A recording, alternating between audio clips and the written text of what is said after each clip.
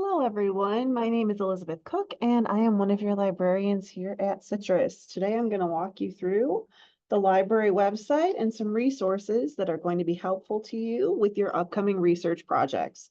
So you can see that I'm on the library website right now, but I know that a lot of folks don't necessarily know how to get there. So let me show you a couple tricks. If you start out on the Citrus College website, you can scroll down and, oh, look, there's a picture of the library. You can click on that. That'll take you to us. Or if you start out on the Citrus portal and type in Hayden or library, it'll get you to us as well. So if all of that fails, you can also just Google Hayden Library, Citrus Library. The goal is just to get to this page, right? And once you're here, there are lots of good things you can do, including, but not limited to, contacting a librarian. I think that's a really important resource for everyone. And that's not necessarily because I think I'm like amazing, but I have been doing this a long time, as have all of your other library professionals. So we sort of know how these systems work, and we're here to help. That's what we do. So if you ever have questions, please never hesitate. You can always come into the library and say hi, or you can email us, text us, call us, hit us up on Facebook or Instagram. We have this little chat bar here that's going to follow you around. And you all see that it says a librarian is online ready to help. That means a librarian. That's a person. That is not a bot. That is a human being. As long as we are open, there's a human being at the other end of these contact us methods. So when are we open? Good question. I am recording this on July 14th. So we are currently in our summer hours, which are Monday through Thursday from 8 to 6 and closed Friday, Saturday, and Sunday. If you are watching this outside of summer, though, if you're watching this in fall or spring, our hours are Monday through Thursday from 8 to 8 and Friday from 8 to 4:30. If you have a question outside any of those hours, feel free to utilize any of these contact us methods, and we will get back to you as soon as we can. So there's all sorts of stuff you can do just right here from the library homepage. One of the most useful sections to y'all is going to be here under students. So you can see I have a few things here, including, how to check out our zero textbook cost collection. So that'll take you to something in our page in our catalog.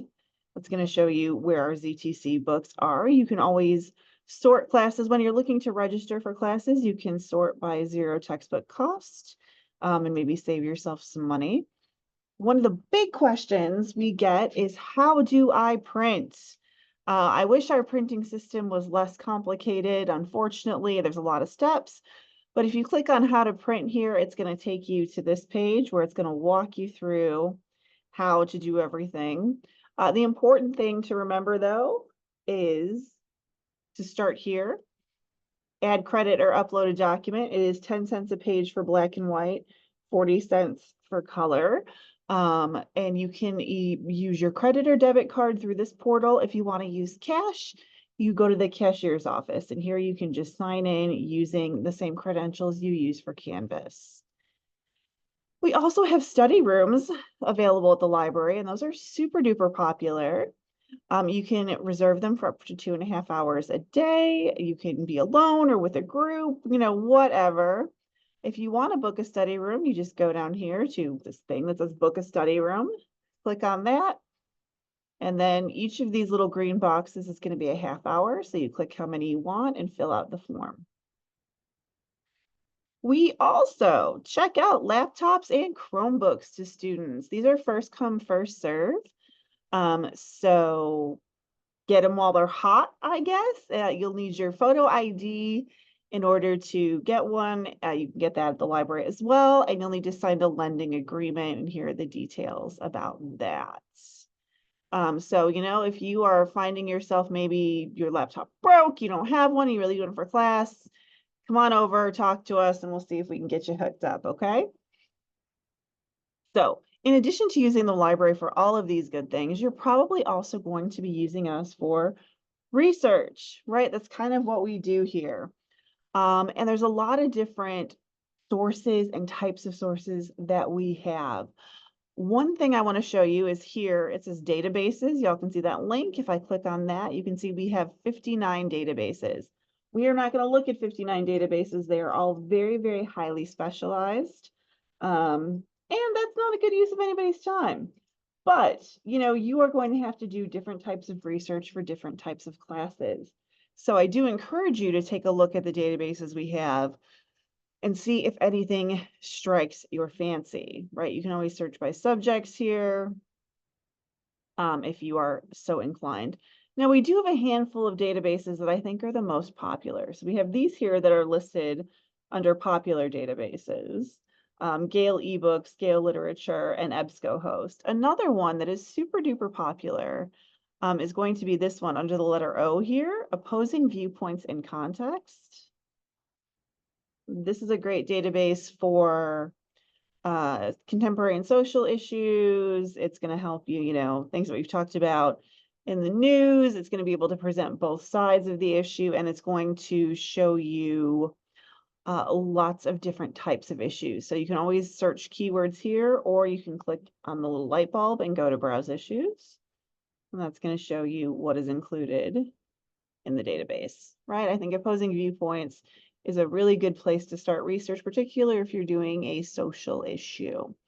Also, we have this popular one, Gale Literature. If you're looking for something, a literary question for an English class, we have this as well. Gale Literature is going to be owned by the same people that own Opposing Viewpoints. So the databases are going to look much the same, but the content is going to be very, very different.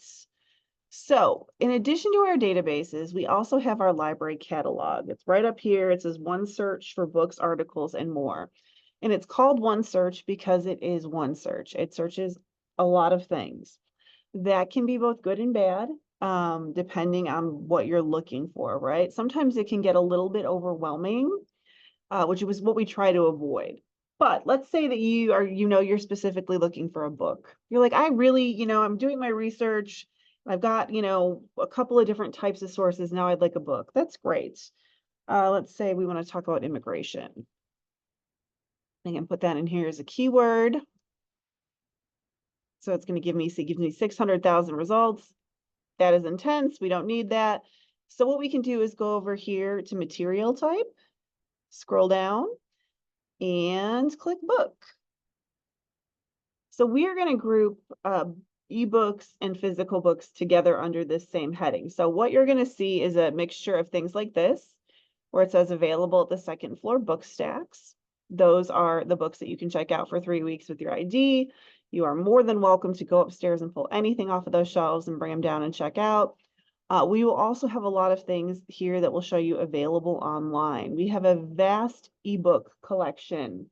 For a couple of reasons. We started buying a lot of e-resources during COVID because we couldn't access our physical collection. And we realized that people really like that because, unlike the physical library, you have access to these 24 hours a day, 7 days a week. You don't need to wait for the library to be open.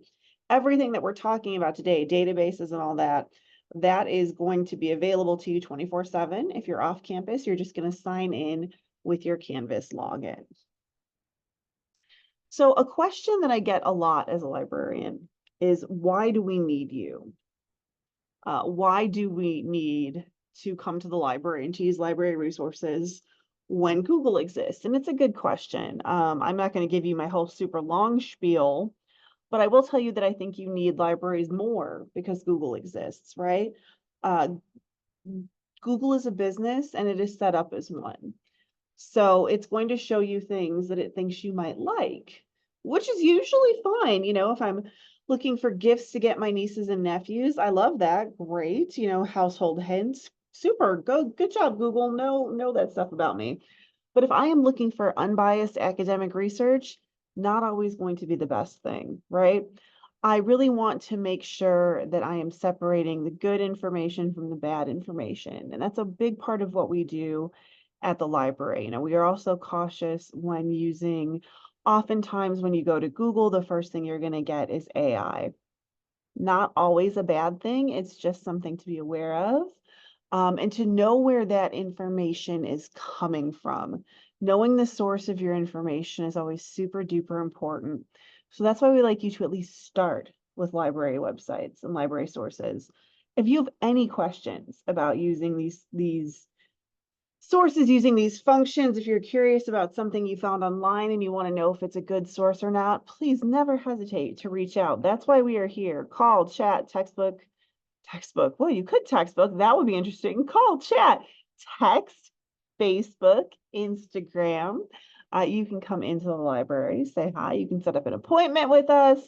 Whatever works for you, let us know, and we will meet you there. So there's your really, really brief overview of the library. Again, my name is Elizabeth. If you have any questions, please reach out. Good luck, and I hope you are having a beautiful morning, noon, or night whenever you're watching this.